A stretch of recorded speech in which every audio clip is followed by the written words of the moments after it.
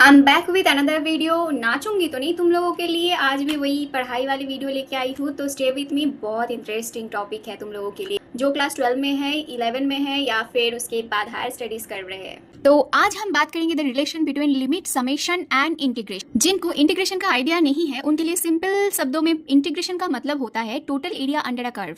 मान लो तुम्हारे पास एक साइन एक्स का ग्राफ है जो थोड़ा बेल शेप दिखता है कुछ इस तरह, और ये 0 से पाई के बीच में लाई करता है।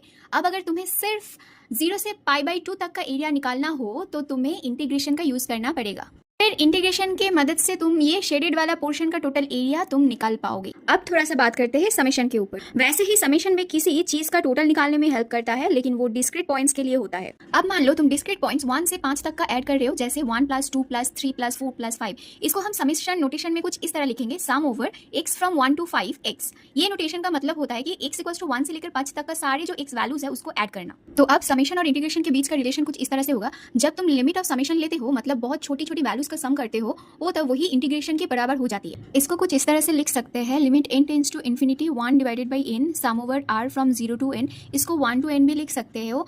फिर function f of r/n which equals to integration 0 to 1 f of x dx, जहाँ x is basically r/n। Finally equation कुछ इस तरह से दिखे। एकदम शॉर्ट में क्वेश्चन सॉल्व करते हैं। मान लो ऐसे क्वेश्चन दे दिया है, इसको हमें इसी फॉर्म में लाना है, ठीक है, लिमिट के फॉर्म में और फंक्शन के फॉर्म में लाना है, जहाँ पे देखना कि हम 1/n ऐड करने से पूरा फॉर्म जो है 1 डिवाइड समेशन के बाद वाला जो पोर्शन है वो हो जाएगा 1 + k/n होल स्क्वायर। तो k/n होल स्क्वायर जो हो जाएगा x² हो जाएगा, और यहाँ पे r की जगह पे k यूज किया गया है। Integration over 0 to 1 and 1 / 1 + x² dx, जिसका इंटीग्रेशन होता है tan इनवर्स। फिर tan इनवर्स का लिमिट पुट करेंगे 0 और 1 का, तो 1 से उसका आएगा π/4 और 0 से उसका आएगा 0, तो फाइनल आंसर हो जाएगा π/4।